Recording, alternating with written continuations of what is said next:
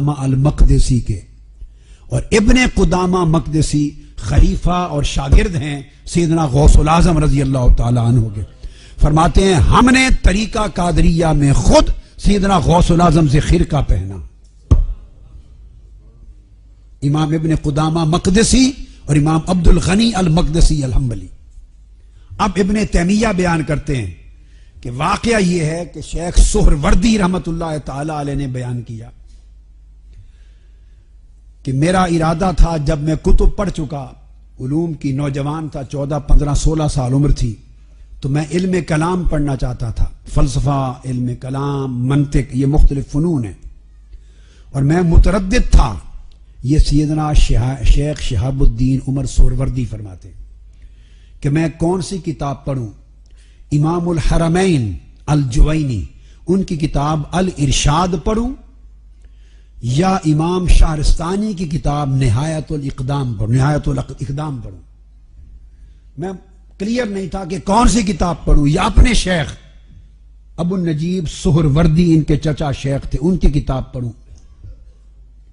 تو میں اس کنفیوژن میں میرے شیخ امام نجیب الدین سہروردی، ابو النجیب سہروردی مجھے لے کر سیدنا غوث العظم کی بارگاہ میں حاضر ہوئے۔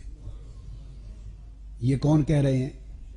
شیخ شہاب الدین سہروردی، اور اس کو روایت کون کر رہا ہے؟ علامہ ابن تیمیہ روایت کر رہے ہیں، کتاب الاستقامہ۔ میں حضور سیدنا غوث العظم کے ساتھ گیا، وکانا یصلی بجنب شیخ عبد القادر، میرے چچا اور میرے شیخ حضرت ابو النجیب سہروردی حضور غوث پاک رضی اللہ تعالیٰ عنہ کی بارگاہ میں جا کر اپنے وقت کے کامل اقطاب میں سے تھے، اولیاء سے، مگر نماز حضور غوث پاک کی ابتدا میں جا پڑھتے۔ تو میرے شیخ مجھے وہاں لے گئے، اور خیال تھا کہ نماز سے فارغ ہو کر جب مجلس ہوگی تو ہم آپ سے عرض کریں گے اور رہنمائی لیں گے، جو فرمائیں گے وہ کتاب میں شروع کروں گا۔ اس خیال سے گئے۔ اب ابھی ہم گئے تھے، نہ نماز ابھی ہوئی تھی نہ مجلس ہوئی تھی، خیال دل میں تھا۔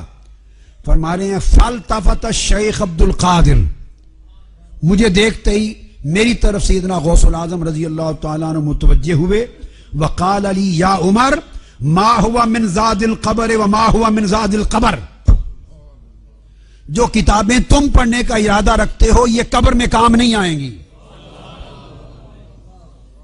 جو علم کلام کی کتابیں، منطق، فلسفہ کلام کی تم پڑھنے کا ارادہ رکھتے ہو، پوچھنے آئے ہو، یہ قبر میں کام نہیں آئیں گی، قبر میں کام نہیں آئیں گی۔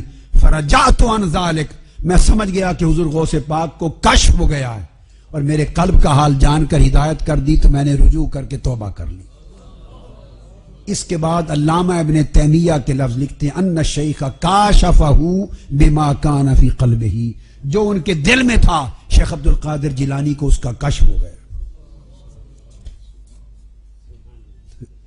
اب یہ بات سمجھیں آپ، یہ شیخ عبد القادر جیلانی رضی اللہ تعالیٰ عنہ پر علامہ ابن تیمیہ کا ریفرنس دیا میں نے۔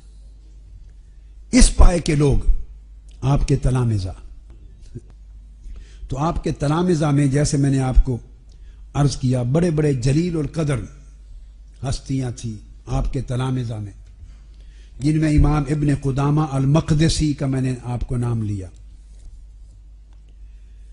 پھر اسی طرح امام ابراہیم بن عبد الواحد المقدسی الحنبلی، وہ آپ کے تلامذہ میں، پھر امام عبد المنعم بن علی الحرانی آپ کے تلامذہ میں، پھر امام عمر بن مسعود محدث البزاز آپ کے شاگرد، امام مکی بن ابو عثمان السعدی آپ کے شاگرد، امام یوسف بن مظفر العقولی آپ کے شاگرد۔ یہ جلیل اور قدر محدث ہیں تاریخ اسلام کے، محدث ہیں جلیل اور قدر تاریخ اسلام کے۔